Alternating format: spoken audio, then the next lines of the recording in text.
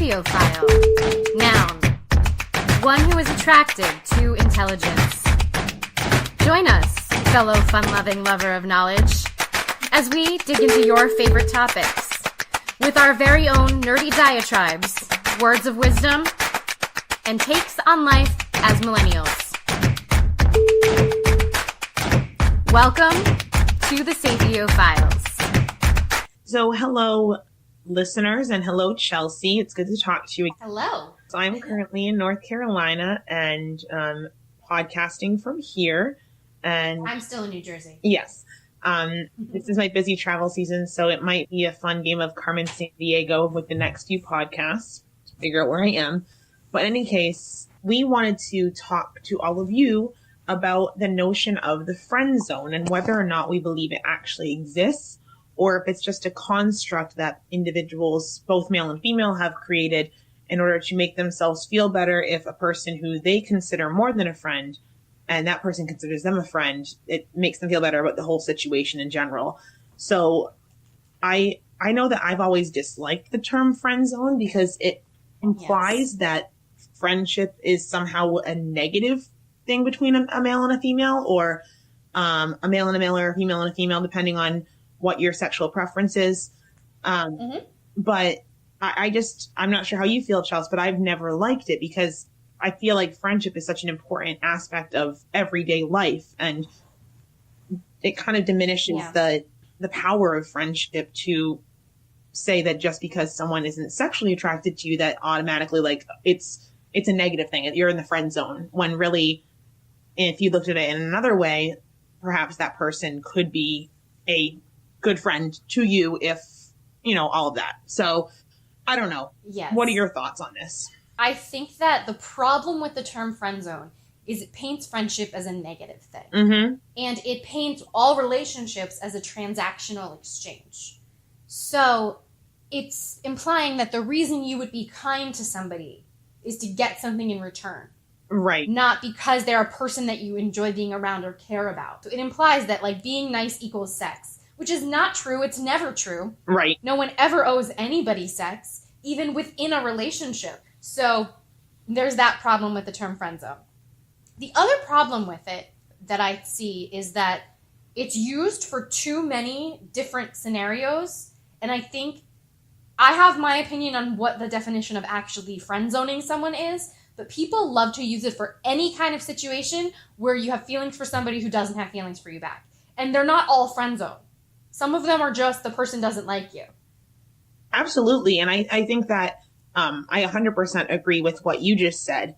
And to add a third negative thing, because I feel like we both touched upon the first thing, you added the second point, but the third one that I find is incredibly problematic is that it almost implies that once you get beyond that point in a relationship that you're no longer friends, which I feel that friendship is a huge component of what makes a solid relationship in the first place. So absolutely. I think that there's a lot of issues with this term, but please do tell me what you think your definition is of what actually the friend zone is. So my definition of the friend zone is a situation where being friends isn't the natural state for either of those people.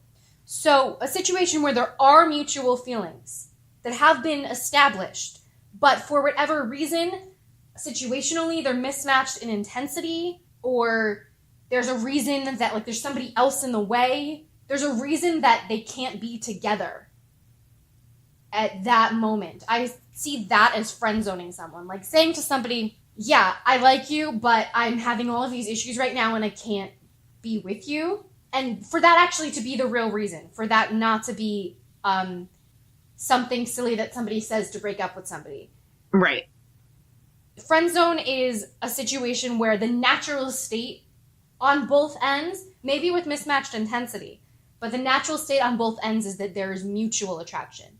But for some reason, you're not together at the moment, and deciding to be in a friendship is a compromise because you don't want to lose the person entirely.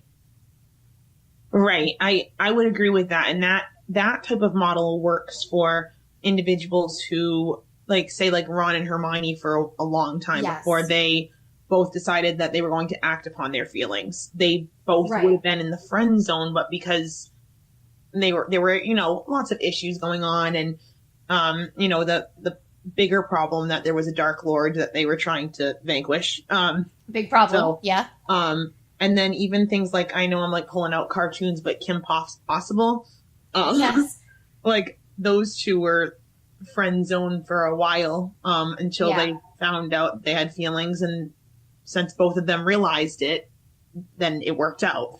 To that point, I think that sometimes people can put themselves in an unintentional friend zone if they both have feelings for one another, but they don't realize it.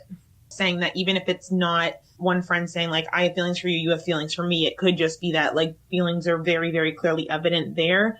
And maybe it's not evident to the parties, but it's evident to the outside world. So like if we were watching a film or reading it in a book, it would be very, very like obvious. So yes, I agree. Mm-hmm. So my definition of friend zone is that it is not an actual friend who doesn't have a romantic interest in you even when you do. That's a friend. That's not a friend zoning. Mm-hmm. And there's a big difference. It's not a person who is kind to somebody only out of interest and hoping they're going to get sex for being kind. So that's not even a friend. Right. And it's not somebody who breaks up with somebody because of a lack of spark. The fact that one party didn't feel it and had given it an honest shot, had actually explored those feelings. That's not friend zoning. That's not being interested. So I think we need to establish the difference between not being interested and friend zoning. I feel like most people do friend zone someone at some point in their life. I certainly have, but because of situational issues or because you haven't realized what the feelings are on both ends. So for me, friend zoning is where there clearly is chemistry. There clearly is a connection. It's just not something that at the moment these people are willing or able to pursue. Right. And I think you're absolutely right in saying that people just take it so far to whatever place they want to make themselves feel better about the situation, which I think is a really selfish thing to do. And if you want to believe that, you know, you've been friend zoned because that's somehow what makes you feel better about yourself, then fine. But to perpetuate this idea that a friendship somehow that's a horrible relationship, it just doesn't make sense to me. It's like the person that wants to be your friend shouldn't be punished just because they're not attracted to you. And that's not them you're not being friend zoned. You're just being told the truth. Right. So there's a difference between somebody who is your friend and somebody who has friend zoned you. I was actually, this is probably my worst guilty pleasure show, but I was watching Bachelor in Paradise. One of the things that just aired was a proposal which had been out for a while. It wasn't a surprise that it aired because people knew about this proposal since the time it happened. Between two people who were probably the quintessential friend zone relationship. Yes. So if you are not familiar with the Bachelor franchise at all, the proposal that I watched the other night was Ashley and Jared, and basically they met 3 years ago, and Ashley was in love with him from the start. He first wasn't over somebody else, and then he had all kinds of other issues, and they ended up being best friends, but who sometimes hooked up, and it was weird. And she went on another show to try to be with him, and he still wasn't in the right headspace, but he kept saying, no, she's the most important person to me here. So there were clearly feelings on both ends, but he had friend zoned her because for whatever reason, he couldn't admit to it. And it took him that many years and seeing her with a different person to actually say, okay, this is not where I want to be. So that's an example of the friend zone. No, that's a perfect example. Yeah, because that's not him totally not being interested. Even in the second season where they were on, you could see that he was conflicted about it, but he had told her, we're not going to do this. And so he didn't. He tried to pursue other options. Right. So, but that was a friend zone. That wasn't that they were legit just friends, because they had even said, oh yeah, we sometimes hook up. Right. And the other thing that See that, like, that's the perfect example. And of course, I know of Jared and Ashley so I'm a huge fan of that as well. They're pretty cool people. Another issue that I have with a lot of the dialogue around the friend zone, as it's portrayed in the incorrect way, not in the way that we're speaking of, is that it's often heard in such a way that the woman is friend zoning the man. Usually it's seen that way, yeah. And I just have a huge issue with that, because it just seems to me that people are just saying, like, oh, I'm awesome if she doesn't want me. She's just friend zoning me. And I rarely hear it the other way around. And I'm not saying that it doesn't happen the other way around. It's just that when it's like in the media, and even when people are like making like memes and like GIFs of certain characters and all that, it's always like a woman friend zoning a man, when really it could just in reality be a woman telling a man the truth. Like, if a man is not into me, I don't say, oh, he friend zoned me. I'd say, all right, I guess he's not into me. Yeah, same. But if there's an established connection between the two of us, and because of situations, it's just like the guy said no, not right now, or I said no, not right now, I would call that a friend zone. Yeah. Like, I definitely had periods of time when I was in a friend zone with somebody that I eventually was with at different points. But I wouldn't call somebody totally not having any interest the friend zone. Right. And I feel like I've been in the same boat where I've had times when, you know, because of circumstances, both parties were in the friend zone. But then I've also had a situation where someone who I was friends with that turned into something more broke up with me. And it's not like I was like, he put me back in the friend zone. It was like, no, there was a reason he did. And I wasn't okay with it at the time, but I didn't say like, oh, friend zone. Like, it was, he was not the right person for me. Also, what you touched on there, which I don't even know if that's what you meant to touch on, but it's tangential. It is possible to develop interest for a friend. And that's something that I think so many people get all weird about, that they don't realize that that's a possibility. So when I was studying, I was reading some things about this, and they were talking to people who felt they had been friend zoned. And one of the first questions they asked was, have you told this person that you're into them? A surprising number said no. Well, honey, if you don't tell the person, then they probably don't know you're into them. And you're acting like a friend, so that's what they think you are. Right. And maybe they would be into you if they knew more, maybe they wouldn't. But you can't say that they did something to you when they never had the option. So I think the kind of situation of seeing somebody as friend zoning you when you haven't expressed interest is really silly. I mean, I've had situations in my life where there were people that I never thought about in that light until they brought it to my attention. Right. And then I was like, okay, could I like this person? Maybe. Let me see. Let me go on a few dates and let's see. If I was at a point in my life when I was open to that kind of experience. If for some reason I was into somebody else or not open to it, then of course not. But there have definitely been people who I knew as a friend first that then things developed, but probably wouldn't have if they hadn't brought it to my attention. Mm-hmm. So I think that that's an important thing too, to make sure that the person actually knows. that seems so basic, but a lot of people, and particularly men in the study, said that, oh, this girl's friend zoning me, but no, she doesn't know I like her. Well, you're acting like her friend, so she's acting like your friend. So I think that that's silly. Also, in this study about cross-sex friendships, I don't have all the statistics, but men tended to view attraction to their friends as a benefit, whereas women tended to view it as a cost. Ooh. So that's weird to me. I guess that feeling like you have attractive friends might make your social circle seem cooler, but I guess, we're both women, and I would love to hear some men's thoughts on this. I guess if I'm into somebody, if I'm in a relationship, not that I don't notice other attractive people, but I sort of have blinders, like I have like one focus, and it's easier to shut off. Like, I'll notice objectively that I think people are attractive, but it's easier to shut off the growth of those feelings. I feel like I'm the same way, that if I'm truly 100% invested in one person, then I could notice like that someone was attractive, but Mm-hmm. I would have no desire to pursue it. Right. So, And like, maybe it's just how men and women's brains work differently. I'm not sure. Although I tend to not have an issue.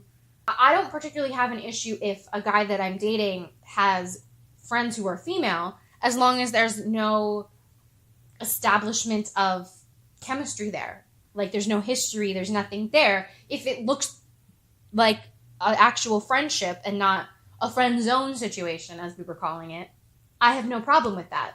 But yeah, I would be the same. I guess, but I guess according to this study, men tend to pick friends that they're attracted to, but not all the time, I don't think. So I'm not sure how accurate that is, but it was a study that I read. And maybe that's why it tends to work in that direction more than the other, where men tend to say women are friend zoning them because of that. I'm not sure. It was just something interesting that I read.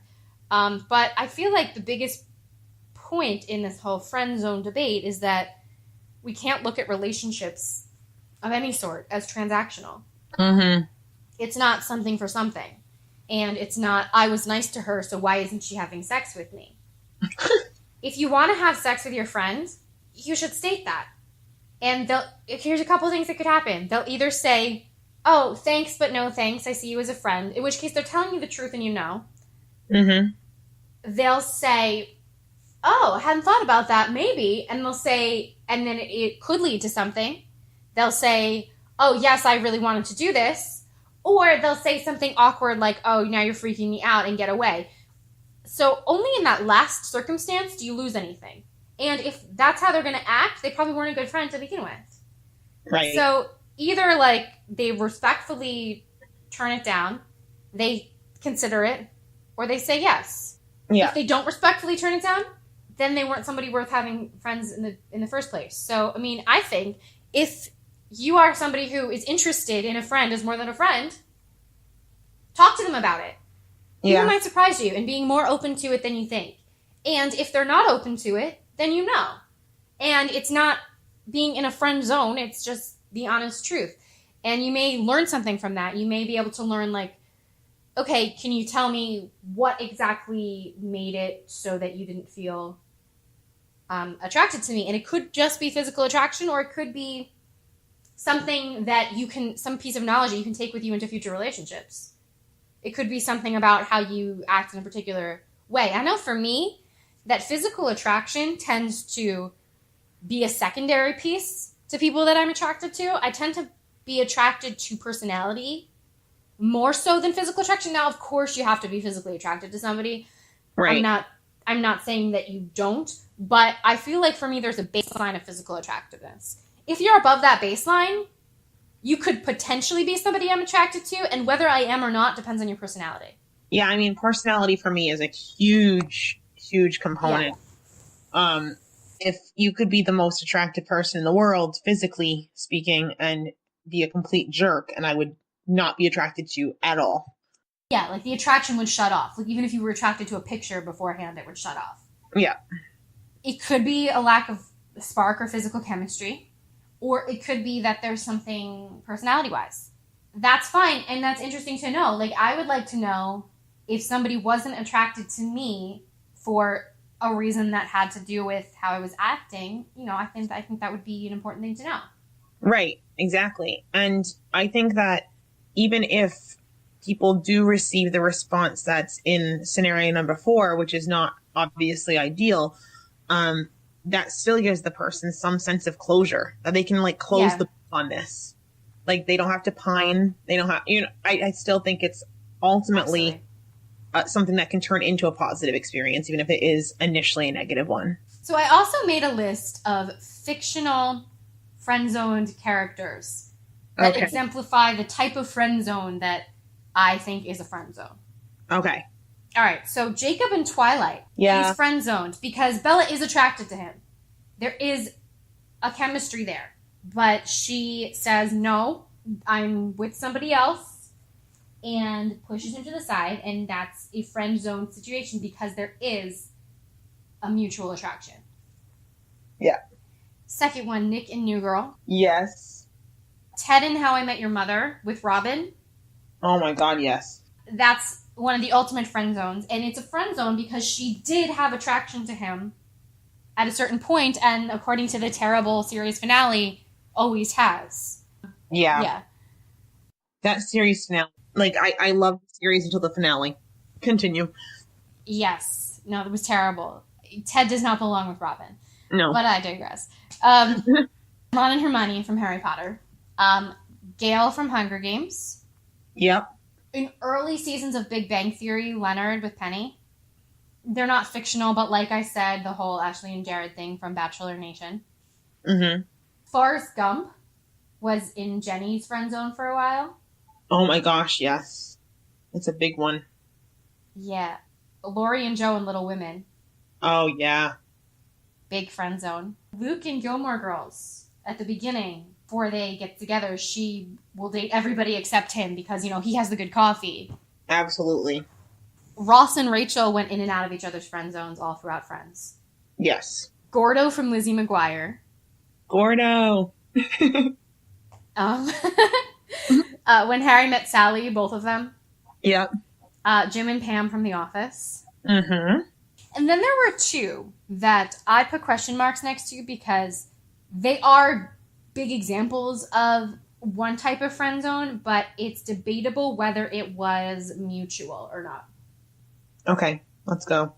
The first one is Snape from Harry Potter with Lily. That's debatable. I'm very, very glad you brought that up because when I was thinking about this conversation, I felt that that's one that is constantly brought up, that Lily had Snape in the friend zone. But Lily, in my opinion, based on reading the books multiple times, like beyond multiple times, I don't think there was an unrequited love on her part. Like, I feel like she loved him as a friend, like, period, end of story. That and I she don't never, and I don't think that, I think that even if James had not been in the picture, that I don't think they would have ended up together. I really don't. You know, and we had this conversation on an earlier episode, but I think with Snape, there was maybe a point when they were young that had he chosen different things, perhaps she could have developed feelings. But I don't think she ever got to that point. No. And I think that's an example of what I was saying before. Like, if you find yourself in this situation where you feel like it's a friend zone, maybe ask. And for Lily, I believe it was not like, oh, I just don't feel a spark with you. It was, you know what, I care about you as a friend, but these choices aren't something that I can get behind. He also, in none of the flashbacks, did he ever tell her that he was in love with her. Exactly. And that's what I was saying before, too. Mm-hmm. People don't necessarily know what you're thinking. They're not mind readers. Mm-hmm. If you feel like you want to move forward with somebody, reach out. Tell them. Ask them on a date. What's the worst that can happen? Mm-hmm. If they say no, well, you weren't dating them anyway. Right. You know, if somebody asked me on a date and I genuinely knew that I felt nothing for them and I could not feel anything for them, sometimes I'll say yes just because I don't know if I feel anything for you and I'm willing to explore it. Mm-hmm. If I know that I can't and somebody asks me on a date, I would be like, thank you so much for asking. I don't think that that's something that I want to pursue right now, but thank you. And honestly, in my experience, it's not necessarily the individual, and this is just of people who have told me stories or people, it's not necessarily the individual who's asked that is a jerk about the friendship. It ends up, in many cases, it ends up being the person who did the asking who decides that they no longer want a friendship because the person didn't want to date them, which I think is a huge shame. It's like, it's not that person's fault. They just told the truth. Yeah, absolutely. I actually had a friend in high school who was dating one of my friends, so it wasn't something that I would have thought was anything. Mm-hmm. At one point, while their relationship was kind of on the rocks, told me that he was into me. I didn't know what to do with that and say to that because he was dating my friend, and I was like, thank you, but I'm into somebody else. And he just kind of stopped talking to me entirely. So to me, that felt like, he was being a jerk because I felt like that person was my friend. Right. So you're right. I think a lot of times it is the person who does the asking who gets angry that the person doesn't feel something. And in a lot of these situations, it's not that they necessarily couldn't under different circumstances. Sometimes it's the circumstances. Right. The other one that I had a question mark next to, okay, which I'm not sure if I want to call this friend zone as we see it or not, is Eponine from Les Mis. Ooh. That's a tough one. Because you don't know that it couldn't have worked. I kind of feel like her tragic mistake was she never told him. Yeah, I was going to say, this is another example of she never told him. He didn't know. And the thing is, he figures it out when she dies. I know that some of our listeners are probably going to say, especially in this case, that if she was giving the number of indications that she was, like, risking her life and everything, that he should have known. But what you need to understand is that, like, think about how the things that you do and the hoops that you jump through for your friends, your closest friend. Absolutely. And so never assume that someone knows or doesn't know how you feel just because of how you've been acting. Because oftentimes actions can be misinterpreted. So, Eponine, as much as I love Eponine, and I think that she's a stronger character than Cosette is, she should have told him. Things could have been different if she had told him. So yeah, she never makes her feelings known to Marius. He doesn't figure it out until she's dying. Yeah. And I don't know. I feel like had she told him from the start how she felt, there's a chance that they would have been together and the Cosette thing never would have happened. Right. But he never thought of her that way because she wasn't acting that way. Mm-hmm. So Snape and Eponine I put big question marks next to because I don't know. I don't think that they are the friend zone as we see it. Right. They are people who either never told them or who, even if they kind of knew, it was never reciprocated on the other end for some reason. Right. And I think for something to be a true friend zone, there needs to be a natural chemistry on both ends. Yeah. Poor Eponine. I love Eponine, but yeah, like, honey, you gotta speak up. Yeah. Speak up, sweetie, And I feel like this is another case of this is like going to like go off topic slightly, but whenever I think of Eponine, I think like, obviously she was someone that wasn't born into the best of circumstances. And Marius to her was someone that she connected with because he saw her as more than just her circumstances, because he was an intellectual, he was a scholar. And I think that probably one of the reasons she never said anything was because she felt that she was inferior to him. So people, do not put yourself down and not tell someone because you think you're not good enough. Like, you never know. Like, you never know. Like, so, side note, my characters, Vera and Atticus, were friend zoned. Yes, if you read Kayla's book, Someone Else's Shoes, Vera and Atticus are the epitome of friend zone. Yeah. So. I mean, well, they have a relationship. They do. But. They started out in the friend zone. Yes. And I think it's also important to know that friendship can evolve for both parties into friend zone. Yeah, that's possible too. So, which is the case for my book characters and for Ron and Hermione and for, well, a few other ones too.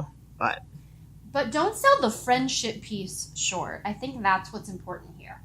Just because you see somebody as in your friend zone, even if there is mutual attraction on both sides, for any mutual attraction to work ever, there needs to be a friendship.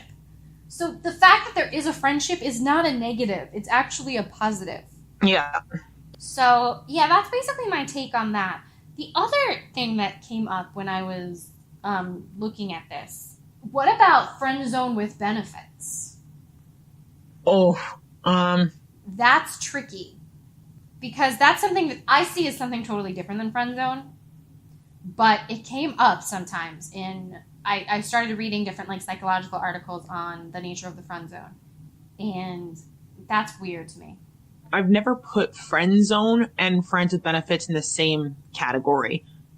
Like, I don't either. It was just something that came up. yeah, no, it's interesting that it came up because, you know, friend zone to me and to you is what we've discussed already, where there's clear chemistry on both sides and it's just not working out either because one person's not voicing it or both aren't voicing it or, you know, some type of scenario.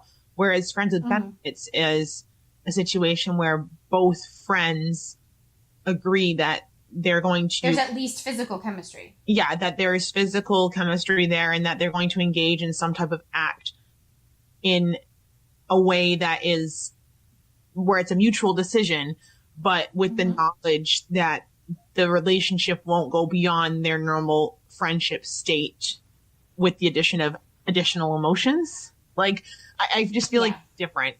Yeah, no, it's very complicated. That came up in the case of like 500 Days of Summer. Okay.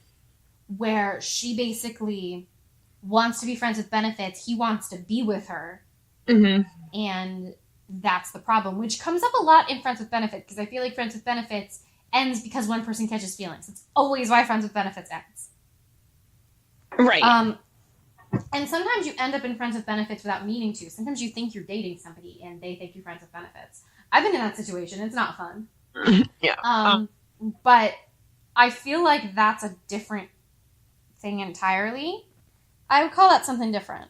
And I think that what we're seeing there, at least I think what's popping up in the psychology articles is a perfect example of why a construct like friends with benefits is so flawed. Because, you know, in of itself, it's like, oh, this makes sense. You're attracted to me. I'm attracted to you just physically and we're friends and we can do this. And then nothing can happen, when in reality, in many cases, like you said, someone catches the feels or both people catch the feels. Because having sex floods your brain with dopamine and oxytocin, which make you think you're falling in love with somebody. So it's a problem. Right. Anyway, yeah, any other thoughts on friend zone or the construct of it? Whenever someone says friend zone, even though like my brain automatically goes to Ryan Reynolds and Just Friends. Yeah. But again, that's a scenario where he did not tell her how he felt until he was much older. And at that point, everything that he was doing to win her back was completely the opposite of of the things that she actually liked about him. So that's a whole other issue entirely. But I feel like that's one that people like see and go like, oh, friend zone, 100%. But see, I wouldn't call that friend zone because she didn't know. Yeah, she didn't know. Exactly. So if he had said to her, I really want to be with you. And I mean, I guess you could argue that she did hear that quote that he wrote in her yearbook. Like she did read that and she heard them saying that. But at that point, for whatever reason, she wasn't able to reciprocate that. Like you could argue that she heard that back then. But he acted like, no, it wasn't a thing. I take it back. Right. Yeah, I think that people need to be more creative with how they're defining their heartbreaks. It's like, it's not all just the friend zone. Sometimes the person was just honest. Sometimes the person was a legitimate jerk.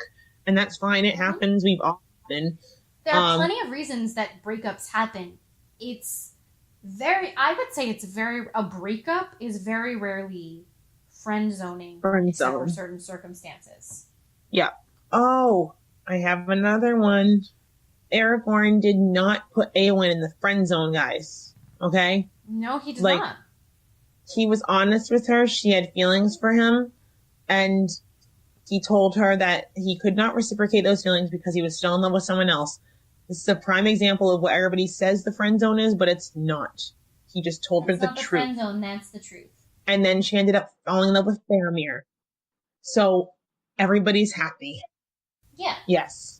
All right, I guess as a wrap-up, without any names, can you think of any experience from your life or someone's life someone that you know well, where either there was a legit friend zone situation and what that taught you, or somebody had claimed they were in the friend zone and what realizing that they weren't taught you? I've definitely had experiences on both fronts, both people that I have interacted with and so friends and family, as well as in my own personal life. And I think the first part where, someone claimed that something was the friend zone when it clearly wasn't, it was just honesty. I know that my experience in that scenario was that I touched on it earlier, but for me, I ended up losing a friend, because I told the truth, which was unfortunate. So, and I know that you mentioned that as well, Chels. So that happened to me once when I was young, yeah. And mine was also when I was young.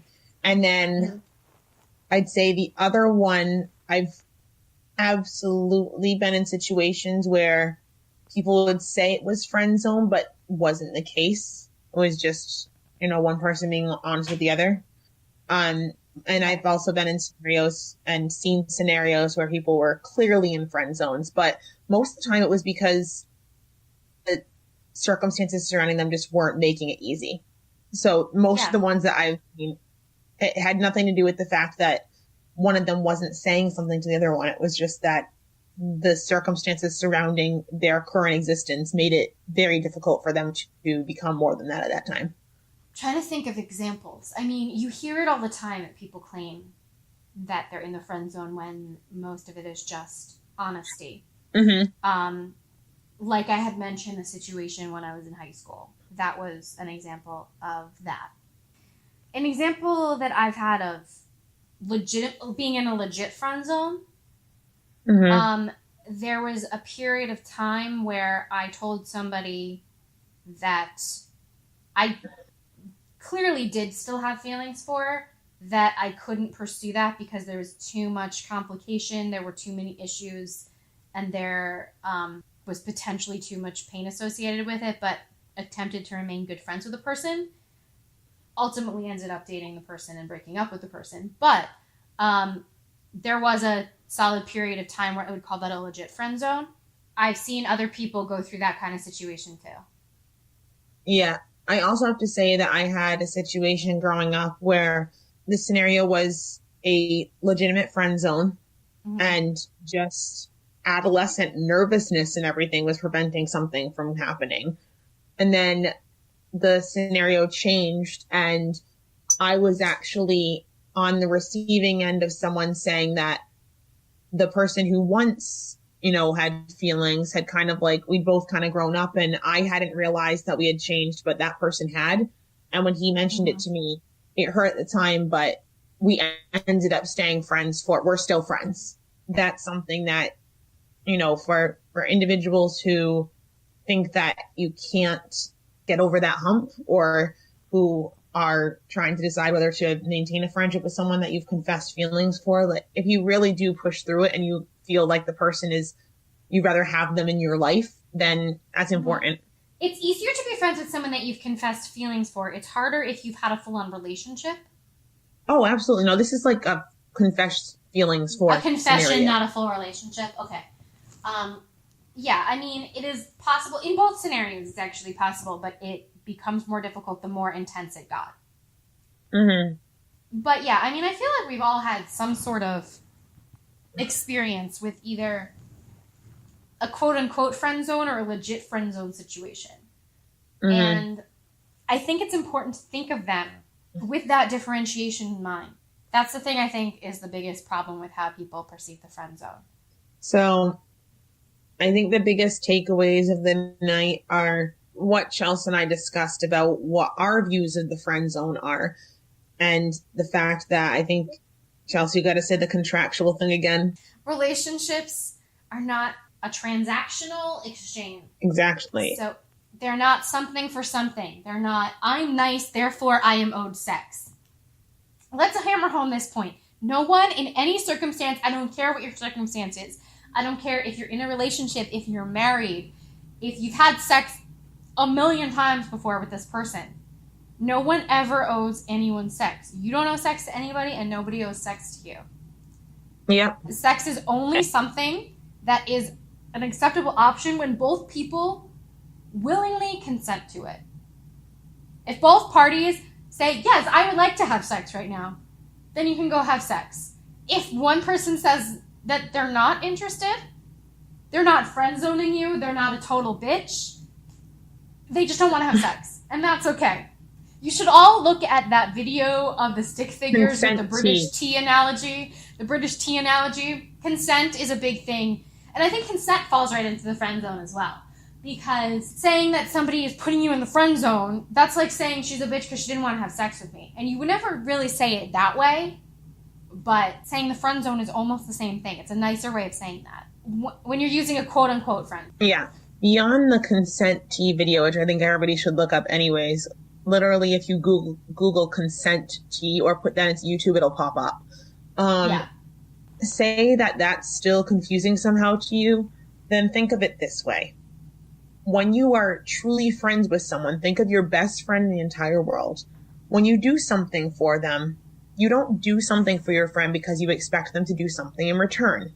Usually it's just something that is reciprocated over time and that there's like a give and take and that one friend does one thing, one friend does another. But I've never once gotten a present for a friend expecting a present the next day. That's not how it works. And if you can think about way, then if you can think about that as just a friendship thing and then know that friendship has to be an integral part of any relationship, like not just sexual relationship, but any romantic relationship at all, then you can understand why we're saying this. It should never be a transaction.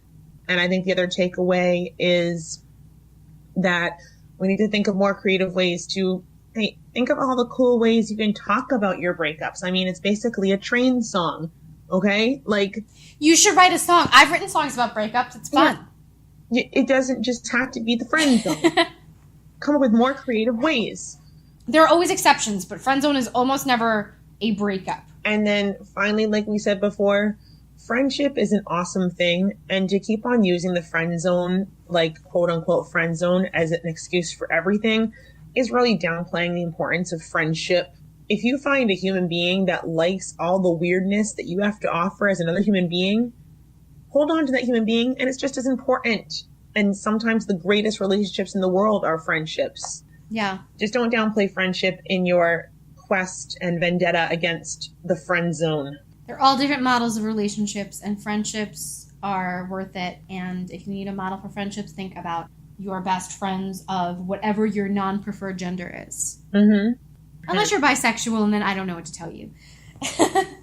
This is true. But like, for example, Kay, you're my best friend. I love you. I would do pretty much anything for you, but I don't want to sleep with you. And that's a legit friendship. It is. Because, you know, I love you and I would do anything for you, and I also don't want to sleep with you. There you go. There you go. So we can do nice things for each other without expecting a transaction, which sounds so silly when you put it in the context of a friendship. Friendship. Like, I don't send you things because I want you to send me things. I don't, you know, when we lived together for a while, I don't make dinner because I want you to make dinner. Although sometimes I do want you to do the dishes because I hate dishes. But no, a perfect example of this is when I got back from Guatemala, I was so jet lagged that I literally was laying like a ball of goo on Chelsea's couch and watching Bachelor in Paradise. Mm-hmm. And Chelsea came and brought me ice cream. And she wasn't expecting that I was going to get her ice cream the next day. She was just being nice, and she brought me ice cream. So ice cream's good. Ice cream makes people feel better. Yeah. And you were really tired. Oh, speaking of Guatemala, the coffee that you got, first of all, is amazing. Secondly, my mom called me today to say that your coffee that you got her the same one, I guess? Yeah. Did you get her the same one you got me? She said she was so happy about your coffee because she had a really bad headache, and sometimes coffee is the best thing for a headache. And But the thing is, all the coffee in the house, except for that bag, was beans, and her head hurt too much to grind the beans. And she was so excited that there was really good coffee that was already ground. And she said, I had to tell you that made her day, that there was ground coffee that was good. Oh, I'm so glad to hear that. See, I like making people's lives easier, so I always buy ground coffee because I never know who will have grinders. And I don't have a grinder. Well, you know that I don't. I know. But and who knows? I did get a new Keurig. And who knows if people are just too tired to grind the coffee. Sometimes you just want it to be simple and your head still hurts, good. Like my mom. So I'm so glad. I'm very happy. So Awesome. So friends are a good thing. Friends are a beautiful thing. And the act of friendship itself is not something that we should be downplaying or making seem like a bad thing. Friendship is something that we should cherish and nurture. yes. And I think that's the big takeaway of this. So friend zone may exist in certain circumstances, but I don't think it exists in a lot of the circumstances that people claim it does. And those circumstances downplay actual friendship. So be there for your friends, all of your friends. Yes. Show love, show care, and showing love does not equal sex. Remember that. Yes. Watch the British tea consent video. It's amazing. Yes. It is phenomenal. And it honestly should be showed in, high schools too. Oh, it should be. So. Because if somebody doesn't say, yes, I want a cup of tea, why would you make them tea? If someone wanted tea yesterday, but they don't want tea today, they're under no obligation to drink tea today. And if they fall asleep in the middle of drinking tea, you don't pour the tea down their throat. People sleeping don't want tea. This is true. So, all right. Well, thank you, listeners. Yes, thank you so much. If you have any other thoughts, especially, we had talked about perhaps there's a different male perspective than the female perspective of this. And, we've tried to be as thorough as we could with researching different thoughts. But if you have a different perspective, we would love to hear it. Please shoot us an email. Relationships with your friends, with your maybe legit friend-zoned people, or your actual romantic relationships. And make sure that you cherish people in all of those states. Yes, absolutely. 100% agree. All right. Well, we love all of you. You are our friends. Yes. And have a great week. Have a wonderful week, and we'll talk to you soon. We will. Bye-bye.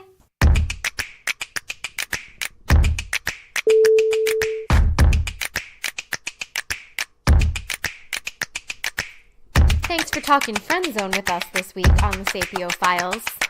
As always, if you would like to join the conversation, please feel free to reach out to us at sapiofilespodcast@gmail.com, on our Facebook, Instagram, Twitter, or YouTube page, or on any app that we use to listen to this podcast. Have a great week, and always, stay curious.